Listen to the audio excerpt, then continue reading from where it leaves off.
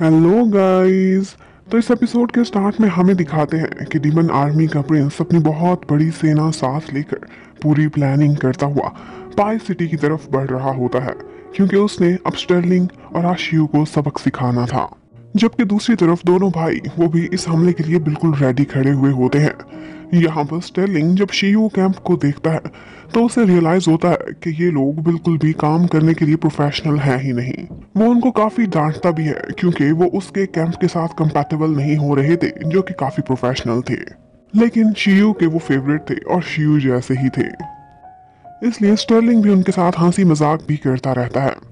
उसके बाद शियू दिखाते हैं कि वो अपनी विल लिख रहा होता है, एक फनी सी विल कि उसकी कॉमिक बुक्स उसके मरने के बाद किसको दी जाएंगी। इसका मतलब है कि वो अपने जीने मरने का सोच कर ही इस युद्ध में उतरने वाला था। यहाँ पर स्टर्लिंग थोड़ा सा इमोशनल हो जाता है और अपने भाई से कहता है कि तुम्हें यहाँ आने की कोई जरूरत नहीं थी और अब भी तुम अपनी जान को खतरे में डाल रहे हो, मरने का सोच रहे हो।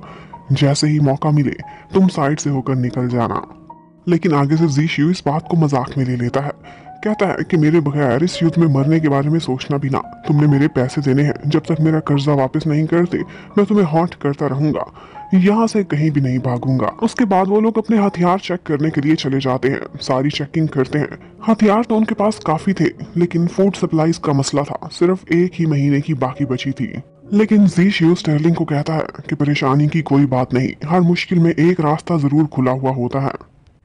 वहां पर स्टोर चेक करते करते जी शियू को एक अजीब चीज नजर आती है। वहां पर काफी सारी कैरोसिन पड़ी हुई थी। वो सोचता है कि पाई सिटी में ये कैरोसिन बहुत ज्यादा है। वो आगे क्या प्लान करेगा ये तो हमें बाद में पता चलेगा, लेकिन उससे पहले ही उनको ये पता चलता है कि उन दोनों कैंप्स के सिपाही आपस में लड़ाई करना स्टार्ट हुए हैं।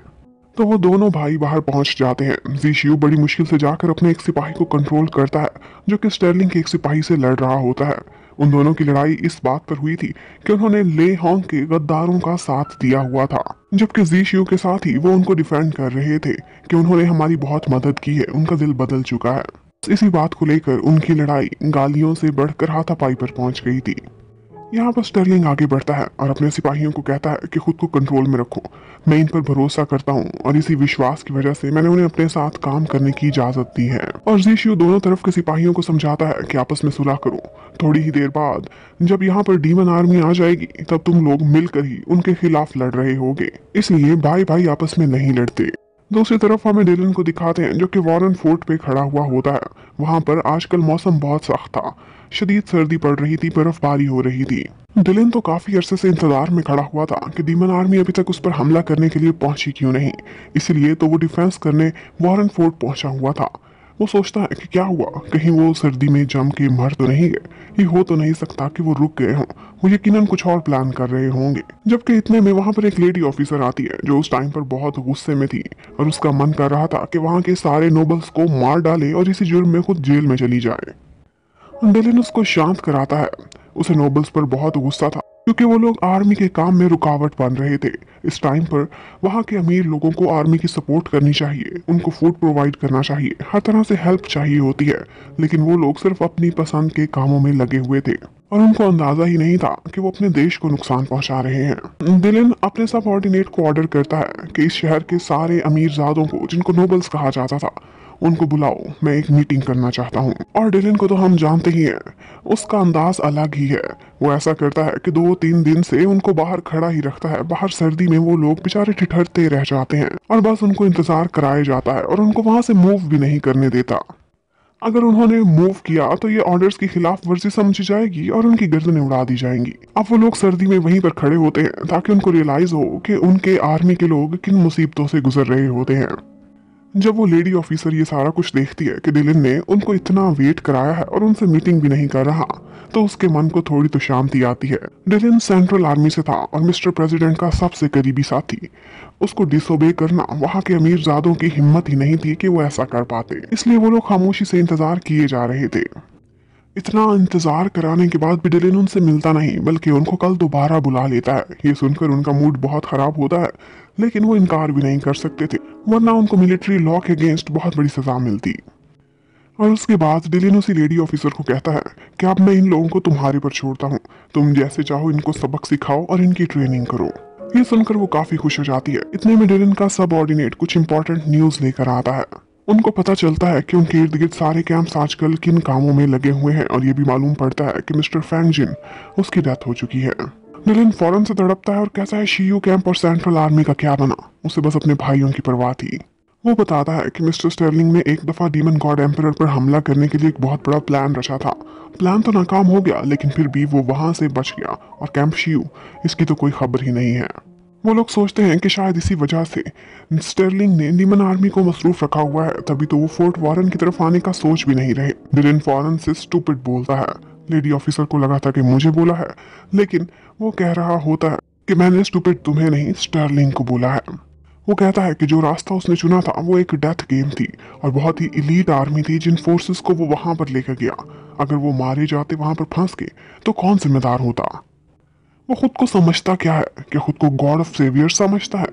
और मुझे ये भी अंदाजा हो गया है कि वो ज़ीशियू, मैं बेट लगाता हूँ वो भी इस टाइम पर उसे बचाने के लिए वहां पर पहुंच चुका होगा। वो दूसरा इडियट है। ये दोनों इडियट मिल गए हैं और आपको एक बड़ा गुल खिलाएंगे। अब डिलन बहुत गुस्से में आ गया था और अपने सबऑर्डिनेट को कहता है कि फौरन से मेरे साथ कुछ फौजियों को तैयार करो और मैं अपने सिपाहियों को लेकर फौरन से पाई सिटी की तरफ जाऊंगा, क्योंकि वक्ती तौर पर खतरा वॉरन फोर्ट से हटकर सिर्फ पाई सिटी की तरफ मुड़ चुका था। अब वो वही लेडी ऑफिसर की जिम्मेदारी डालता है कि वॉरन फोर्ट अब तुम्हारे हाथों। वो उसे रोकती है कि वो दोनों तो इडियट्स बोले आपने, अब आप उधर क्यों जा रहे हो। तो डिलन कहता है क्योंकि मैं तीसरा इडियट और हम 3 इडियट्स मिलकर डीमन आर्मी को खूब मजा चखाने वाले हैं। दूसरी तरफ हमें पाई सिटी का सीन दिखाते हैं जहां ज़ीशियू और स्टर्लिंग दोनों मिलकर डीमन आर्मी का वेट कर रहे होते हैं। उन्होंने अपना डिफेंस एक बाउंड्री पर खड़ा किया होता है, शहर की बाउंड्री पर, जबकि उनको नजर आ रहा होता है कि दूसरी तरफ से डीमन आर्मी उनको अप्रोच कर रही है। वो लोग युद्ध के लिए एकदम तैयार होते हैं। उन्होंने अपने तीर भी निकाल लिए थे, वो उन पर हमला करने ही वाले होते हैं कि इतने में जैसे ही वो लोग करीब आते हैं तो उनको एक बहुत बड़ी बात पता चलती है। ये एक चाल थी जो डीमन आर्मी ने सामने से चली थी। उन्होंने सबसे आगे आगे उन्हीं के ही प्रिजनर्स को चलाया हुआ था, यानी कि ह्यूमन रेस के सिविलियंस को, और उनकी बॉडी के ऊपर बड़े बड़े येलो कलर के बोरियां उठवाई हुई थी ताकि दूर से ऐसा नजर आए कि जैसे ग्रीन और येलो कलर की बॉडी के वहां पर डीमंस आ रहे हैं, लेकिन एक्चुअली वो उनके अपने प्रिजनर्स थे, उनके सिविलियंस और कुछ सिपाही। उनको करीब से पहचानते ही वो लोग फौरन से तीरंदाजों को रोक देते हैं कि अभी हमला नहीं करना, वरना सबसे आगे उनके अपने आने वाले सिविलियंस ही मारे जाएंगे। अब वो लोग उनके सिविलियंस को डंडे मारते हुए आगे चलाते हुए लेकर आ रहे होते हैं। रास्ते में लोगों को मारते भी जाते हैं, लेकिन स्टर्लिंग और ज़ीशियू ये सारा कुछ देख सकते थे लेकिन कुछ कर नहीं पा रहे थे। वो युद्ध के लिए तो तैयार थे, लेकिन इस चाल के लिए बिल्कुल भी तैयार नहीं थे।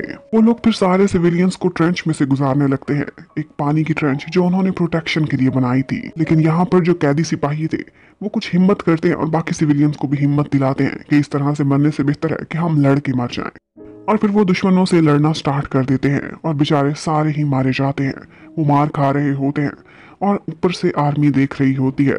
अब वो लोग भी थक चुके थे, क्या करते, आगे बढ़ने नहीं दे सकते थे दुश्मन को, उनको तीर चलाने ही पड़ते हैं और उनमें से बहुत सारे तीर उनके अपने सिविलियंस को ही लग जाते हैं। उनकी नजरों के सामने उनके सिपाही और सिविलियंस मर मर के पानी में गिर रहे थे, लेकिन वो कुछ भी नहीं कर सकते थे। उन सब की आंखों में आंसू थे। लेकिन उधर हमें प्रिंस को दिखाते हैं कि वो बड़े गुस्से में आ जाता है। उसे लगा था कि वो कभी भी हमला नहीं करेंगे। जब उनको लगा था कि कैदियों को आगे चलाकर वो अपने सिपाहियों को किले तक पहुंचा लेंगे, लेकिन ऐसा नहीं हुआ था क्योंकि कैदियों ने इस चीज की इजाजत ही नहीं दी थी। उन्होंने वहीं पर ही फाइट बैक शुरू कर दिया था और वो डीमंस के हाथों भी मर रहे थे और उसी को देखते देखते फिर ऊपर से आर्मी ने भी उन पर अटैक कर दिया था। अब ये प्लान तो फेल हो गया था। वो सोचते हैं कि वो दोबारा से आएंगे एक नई प्लानिंग के साथ, लेकिन फिर हमें स्टर्लिंग को दिखाते हैं, ज़ीशियू को और उसके साथ ही जो सारे लोग ये सीन देखकर बहुत रो रहे होते हैं। उन सारों की आंखों में आंसू थे। उन्होंने कभी सोचा ही नहीं था कि उनके अपने ही तीर अपने सिविलियंस को लग जाएंगे, उन्हीं के हथियार उन्हीं के ही प्रिजनर सिपाहियों और सिविलियंस पर यूज होंगे। ये देखकर हर दिल आज उदास था और यहीं पर ये पार्ट खत्म होता है। Thank you for watching, stay connected, bye bye.